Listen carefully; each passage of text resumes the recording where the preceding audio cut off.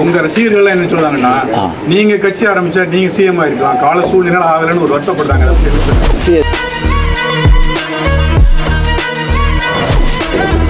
முதல் முறையா ஆட்சிக்கு வந்திருக்கக்கூடிய விஜய் அவர்களுக்கு உங்களுடைய அறிவுரை ஆலோசனை என்ன?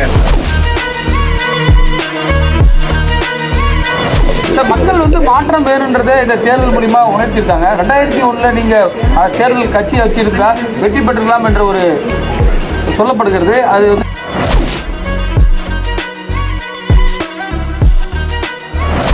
தேர்தல் முடிவுகள் வந்த பிறகு என்னை பற்றி வந்து ஒரு 2-3 விமர்சனங்கள் வந்து சோசியல் மீடியாவில், அரசியல் உலகத்தில் பரவலாக வந்து பரவிக்கிட்டு இருக்கு. அதுக்கு வந்து நான் வந்து விடை கொடுக்கலன்னு சொன்னால் அதே வந்து உண்மை ஆகிடும் அப்படின்னு ஆகிடும். நான் வந்து நேற்று பெங்களூர் போகும்போது நீங்களாம் இங்கே வந்திருப்பீங்க, ஏர்போர்ட்டில் யாரோ வந்திருப்பீங்க, அங்கே வந்து நீங்கள் கேள்வி கேட்பீங்க, அது விடை கொடுத்துலாங்கிறது. அப்போ நீங்கள் யாரும் அங்கே இல்லை. அதுக்கு அப்படியே பெங்களூர்லேருந்து திரும்பி வரும்போது கூட அங்கே மீடியா யாருமே இல்லை. அதுக்கப்புறம் 18th வந்து கேரளா வந்து ஷூட்டிங் இருந்தது சொல்லியிருந்தாங்க.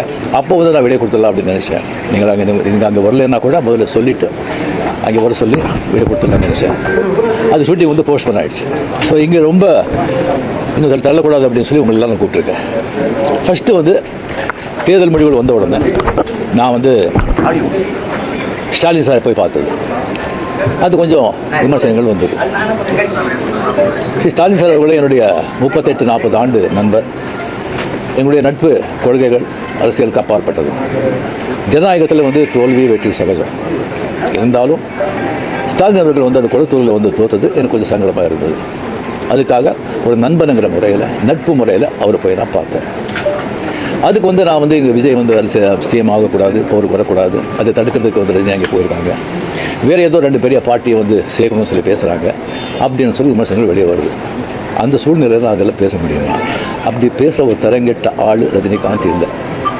அது வந்து தெளிவுபடுத்துகிறாங்க. 2வது வந்து நான் அவர் வந்து வாழ்த்து சொல்லலை, ஏர்போர்ட் போகும்போது வாழ்த்து சொல்லலை.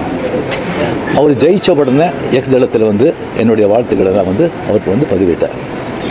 நான் 2016 அரசியலுக்கு வரேன்னு சொன்ன பிறகு நான் ஏர்போர்ட்டுக்கு போகும்போது யூஸ்வலாக அங்கே இருக்கிறவங்க அந்த போர்டிங் கார்டு வாங்கிட்டு இருப்பாங்க. அவங்களுக்கு கேட்குறது தான் வழக்கம், மீடியா யாராவது இருப்பாங்களா அப்படின்னு. அதே இதில் தான் மீடியா யாராவது இருப்பாங்களான்னு கேட்டேன். பெங்களூர் போகும்போது மீடியா யாரும் இல்லைன்னு சொன்னாங்க. சரியா சொல்லி நான் போயிட்டு இருக்கும்போது திடீர்னு ஒருத்தர் ஒரு மீடியா ஆள் மாதிரி தெரியல, ஒரு சின்ன ஃபோன் வச்சுக்கிட்டு விஜய் ஒரு முதலமைச்சர் இருக்காரு அப்படின்னு சொன்னாங்க. நான் என்ன செகண்ட் ஷாக், அது மீடியா மாதிரியே தெரியல, எனக்கு ஃபோன் வச்சுக்கிட்டு நான் அப்படியே பார்த்து சிரிச்சு நான் போயிட்டேன். அதுக்கு வந்து வாழ்த்துக்கள் சொல்லலை அப்படின்னு சொல்லி அதுக்கு ஒரு விமர்சனம். இன்னொன்று வந்து விஜய் மாரி எனக்கு பொறாமை அப்படின்னு. நான் அரசியல் வந்து இல்லை, அரசியல் நான் இல்லைன்னு சொல்லி விலகி ஆச்சு. அரசியல் நான் இல்லாத போது அவர் மேலே எனக்கு ஏன் பொறாமை?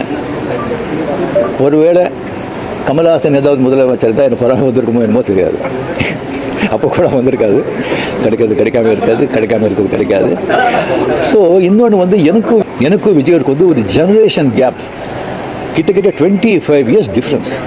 நான் முதலே சொல்லியிருக்கேன், நான் வந்து விஜயை வந்து நான் இதை கம்பேர் பண்ணிக்கிட்டா அது எனக்கு நல்லதில்லை, கெட்ட பேர். விஜய் என்னை பற்றி கம்பேர் பண்ணிட்டா அவருக்கு நல்லதில்லை. சின்ன வயசுலேருந்து அவர் பார்த்துட்டு இருக்காரு. அவர் சிஎம் ஆனதில் எனக்கு என்ன போகிறாங்க? அது இந்த இவ்வளோ சின்ன வயசில் 52 வயசில் எம்ஜிஆர் என்டிஆர் சாதனை பண்ணுறதை விட ஜாஸ்தி. கம்ப்ளீட்டாக சென்டர் பிஜேபி எவ்வளோ பெரிய அந்த பவர்ஃபுல் சென்டர், இங்கே 2 பெரிய கட்சிகளை எதிர்த்து தனி ஆளை வந்து ஜெயிச்சிருக்காங்க. அது நம்ம சினிமா இண்டஸ்ட்ரியிலேருந்து. எனக்கு அது பொறாமை இல்லை, ஒரு ஆச்சரியம் கலந்த ஒரு சந்தோஷம். அடே யார் அப்ரிஷியேஷன், சூப்பர். ஸோ அந்த பொறாமையும் இல்லை. விஜய் அவர்களுக்கு வந்து நிறைய எதிர்பார்ப்புகள் இருக்குது ஜனங்க மத்தியில். டெஃபினட்டாக அந்த எதிர்பார்ப்பெல்லாம் அவரை சந்தித்து மக்கள் நல்லது செய்வாங்கங்கிற நம்பிக்கை எனக்கு இருக்குது. அவருக்கு அதிக வாழ்த்துக்கள். உங்கள் ரசிகர்கள் என்ன சொல்கிறாங்கன்னா, நீங்கள் கட்சி ஆரம்பித்தா நீங்கள் சிஎம் ஆகிருக்கலாம், கால சூழ்நிலை ஆகலைன்னு ஒரு வருத்தப்படுறாங்க. சில பேர் சொல்கிறாங்க, நான் வந்து அரசியலுக்கு நான் வரலையே சொல்லி ஒரு 3 பேஜுக்கு வந்து கம்ப்ளீட்டாக அறிக்கை வந்து எதுக்கு என்ன ஆச்சுன்னு சொல்லி கிளியராக நான் சொல்லியிருக்கேன். அது தெரிஞ்ச பிறகு அவங்க சொல்கிறாங்க சொன்னால் அது ஆத்தத்துக்கு இருக்கும், இல்லை சொல்ல வரல. அது தெரிஞ்ச பிறகு ஏன் வரல அப்படின்னு சொன்னாங்கன்னா எனக்கு வந்து ஒன்றும் சொல்ல தெரியல. இனிமேல் உங்கள் ரசிகர்களை கட்டமைக்கிறதுல என்ன மாதிரி இருக்கும்? இல்லைங்க, நான் முதலே சொல்லியாச்சு, அவங்கவுங்க எந்தெந்த பார்ட்டி எந்தெந்த விஷயம் பண்ணுறீங்களோ அதை நீங்கள் தாராளமாக நீங்கள் போங்க அப்படின்னு முதலே நான் சொல்லியாச்சு. எத்தனை மாட்டி நான் சொல்லுவேன், நீங்களே சொல்லுங்கள். ஆக்ட் பண்ணுறாங்களே சொன்னால் அரசியல் வேறு, ஆக்ட் பண்ணுறது வேறு. ஆக்டிங் சொன்னால் ஹெல்த் வந்து எப்போ இதாவது நான் ஆக்ட் பண்ணலாம், நான் வரலாம். அப்படி அதை பாதிச்சக்கார ஒரு பொலிட்டிக்கல் பாதிப்பாங்க. அரசியல் பெரிய ரெஸ்பான்சிபிலிட்டி. கோடி மக்கள், அவ்வளோ ஈஸி இல்லை. இப்ப நேத்து கமல் சார் வந்து சந்திச்சு 6 கோரிக்கை விட்டிருக்காரு திரையுலகத்தை பத்தி. நீங்க வந்து சிஎம் சந்திச்சு திரையுலக பத்தின கோரிக்கைகள் ஏதாவது முன்வைக்கிறதுக்கு ஐடியா இருக்கா? இல்லைங்க, இப்போ வந்து சினிமா இண்டஸ்ட்ரியிலேருந்து நடிகர் சினிமா போயாச்சு, ப்ரொடியூசர் கவுன்சில் பார்க்க போகிறாங்க, கமலும் போயாச்சு. மறுபடியும் வந்து சும்மா சம்பிரதாயிகமான போய் பார்க்கறதுக்கு எனக்கு பிடிக்காது. முதல் முறையா ஆட்சிக்கு வந்திருக்கக்கூடிய விஜய் அவர்களுக்கு உங்களுடைய அறிவுரை ஆலோசனை என்ன? எதிர்பார்ப்பும் ரொம்ப ஜாஸ்தியாக இருக்குங்க. அது டெஃபினட்டாக பூர்த்தி செய்வாங்க நம்பிக்கை எனக்கு இருக்குது. பட் ஒன்று மக்கள் நம்ம வந்துட்டு ஒரு 2 வருஷம் அவரை விட்டுணும், 2 வருஷம் விட்டுணும். இன்னொன்று வந்து அவருடைய தொண்டர்களாகட்டும் ரசிகர்களாகட்டும் ஜாகிரதையாக வந்து நடந்துக்கணும். இந்த சென்ஸ் அவர் என்ன தப்பு பண்ணால் கூட அது ஸ்ட்ரைட்டாக விஜய்க்கு தான் பாதிக்கும் அப்படிங்கிறத அவன் மனசில் வச்சுக்கணும்.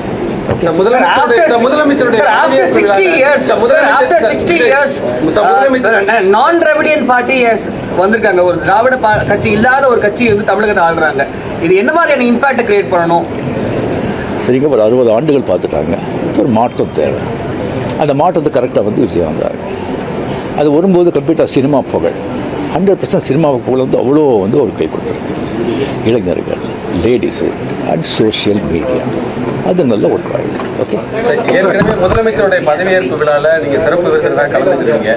விஜய் பதவியேற்கும் போது உங்களுக்கு அழைப்பு வந்துச்சா? நீங்கள் கலந்து கொள்ளாத போதும் அது ஒரு சமூக வலைதளங்களில் சில கருத்துக்களை முன் வச்சிருந்தாங்க. உங்களுக்கு முதலமைச்சர் அந்த ஏற்பு விழா சிவலிங்கன்னு எங்கே எதில் கலந்துருக்கேன் நான்? ஏன்னா பழைய எதுலேயும் கிடையாது. சிறப்பு வந்து உங்களுக்கு அழைப்பு வந்திருக்கு. இன்னும் சிவலிங்கன்னே பண்ணலைங்க. அது அழைப்பு நான் வந்து 96 தான் கலைஞர் இருக்கும்போது அவர் இருக்கும்போதே நான் வந்து அப்போ நான் போகல. 15 டேஸ்க்கு அப்புறம் நான் வெளியே போயிருந்தேன். 15 டேஸ்க்கு அப்புறம் வந்த பிறகு கலைஞர் சார் கேட்டேன், உங்களை பார்க்கணும், நான் வரட்டா நீங்கள் ஓட்டிக்கலாம்? ஐயோ நானே வரேன்னு சொல்லி அவர்கிட்ட போய் நான் வாழ்த்துக்கள் சொன்னேன். அப்படி நேரடியாக வந்து மக்கள் வந்து மாற்றம் வேணுன்றதை இந்த தேர்தல் மூலிமா உணர்த்திருக்காங்க. 2001 நீங்கள் தேர்தல் கட்சியை வச்சிருந்தா வெற்றி பெற்றுக்கலாம் என்ற ஒரு சொல்லப்படுகிறது. அது வந்து தவறு விட்டுமோன்னு நினைக்கிறீங்களா? இல்லை, 100% வெற்றி பெற்றுப்பாங்க, அதில் டவுட்டே கிடையாது.